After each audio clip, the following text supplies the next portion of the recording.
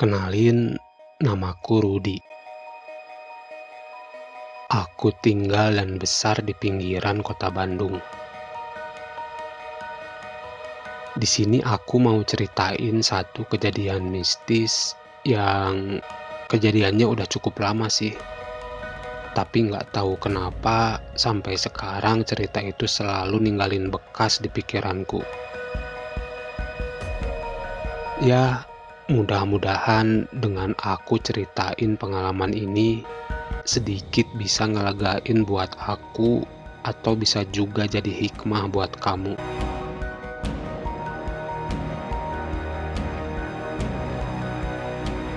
Waktu itu aku masih sekolah SMA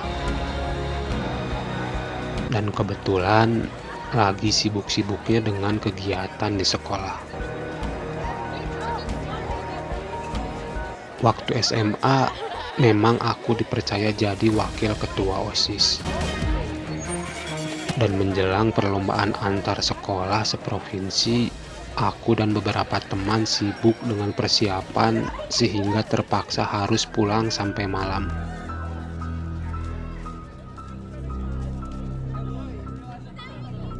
Aku ingat waktu itu malam Jumat dan lagi-lagi aku harus pulang malam. Karena sepulang sekolah aku harus latihan untuk persiapan menghadapi perlombaan. Keasikan latihan nggak kerasa udah jam 8 malam aja. Kami pun bersiap-siap untuk pulang. Namun sebelum pulang, waktu itu aku harus ke kamar mandi karena kebelet ingin buang air kecil. Oh ya, sejak awal masuk sekolah, aku sudah sering dengar mitos yang beredar kalau di sekolahku itu ada penghuninya. Tapi ya aku sih mikirnya itu cuma mitos aja. Lagian aku belum pernah menyaksikan sendiri satupun kejadian mistis di sekolah. Jadinya aku nggak terlalu menghiraukan omongan orang-orang. Aku cuma selalu ingat omongan Mang Didi, penjaga sekolah, sekaligus pemilik warung makanan bersama dengan istrinya. Kade ulah sok sarompral barudak. Jeung lamun kajaman teh omat ulah sok bari ngalamun. Begitu yang dikatakannya saat siswa-siswa sekolah sedang jajan di warung miliknya. Memberitahu kami para siswa untuk nggak ngomong sembarangan dan nggak ngelamun kalau ke kamar mandi. Aku nggak tahu apa maksudnya, karena memang Mang Didi pun nggak pernah menjelaskan panjang lebar. Dia cuma sering berpesan seperti itu saja. Balik lagi ke cerita, malam itu aku pun ke kamar mandi. Nggak ada sedikit pun terlintas pikiran macam-macam di kepalaku. Dan memang, aku pun tipe orang yang nggak penakut. Anehnya, setelah keluar dari kamar mandi, tiba-tiba perutku waktu itu terasa mual sekali. Kepala pusing dan berat. Dengan segera, aku pun pamit pada guru pembimbing dan teman-teman yang lain. Rasanya pengen cepat sampai rumah. Kebetulan jarak dari rumah ke sekolah nggak terlalu jauh juga. Kurang lebih sekitar 500 meteran. Dan aku udah biasa tiap hari berjalan kaki dari rumah ke sekolah. Selama di perjalanan, mual yang aku rasakan nggak juga hilang. Pasti masuk angin ini, pikirku dalam hati. Aku pun mempercepat langkah dan akhirnya sampai di rumah.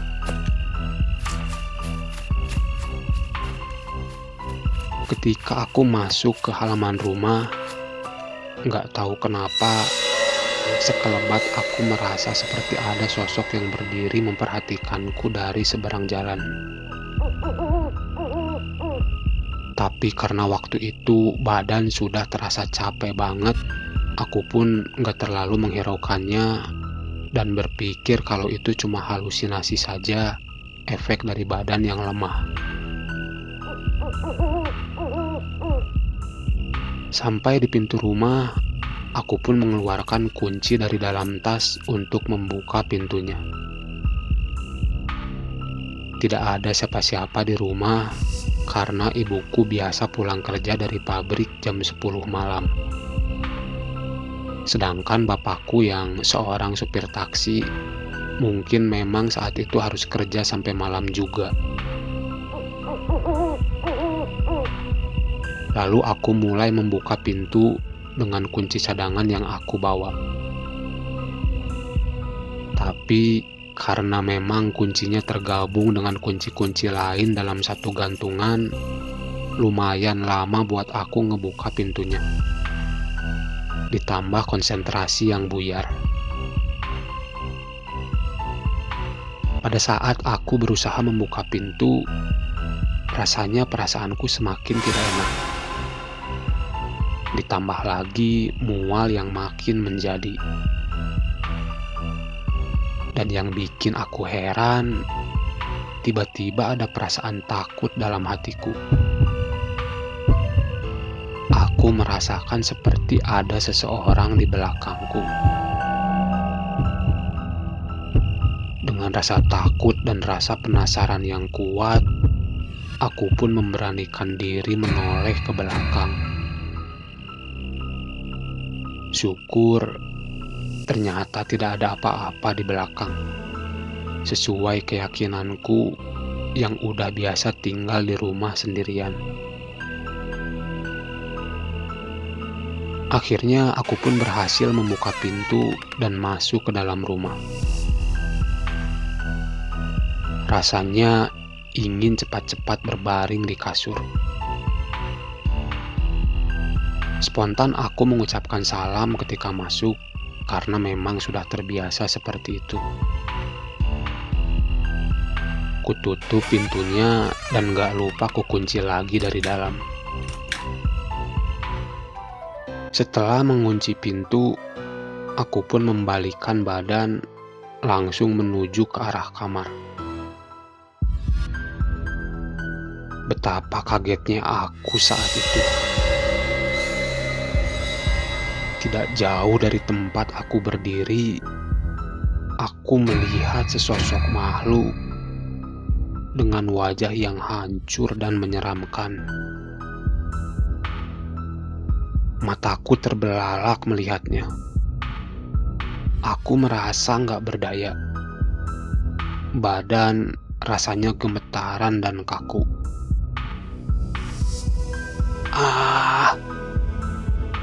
Ingin sekali rasanya waktu itu aku berteriak keras.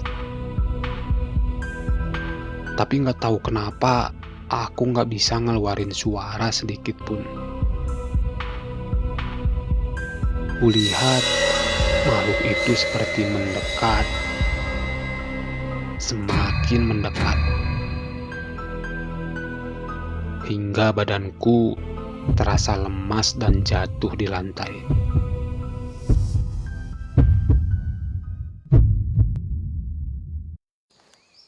Keesokan harinya, ibu menceritakan kalau mereka menemukanku pingsan di depan pintu.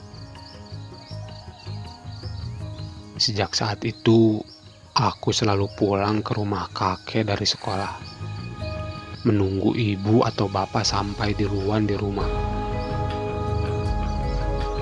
Dan setelah cukup lama, aku baru tahu kalau ternyata dulunya pernah ada orang yang menggantung diri di kamar mandi sekolah. Entah apa penyebabnya. Dan sampai pada akhirnya Mang Didi bercerita kalau cukup banyak orang tua murid yang melaporkan kejadian aneh pada anaknya sepulang dari sekolah. Itulah kisah mistis yang pernah aku alami, yang sampai dengan saat ini masih saja teringat sosok makhluk itu di pikiranku.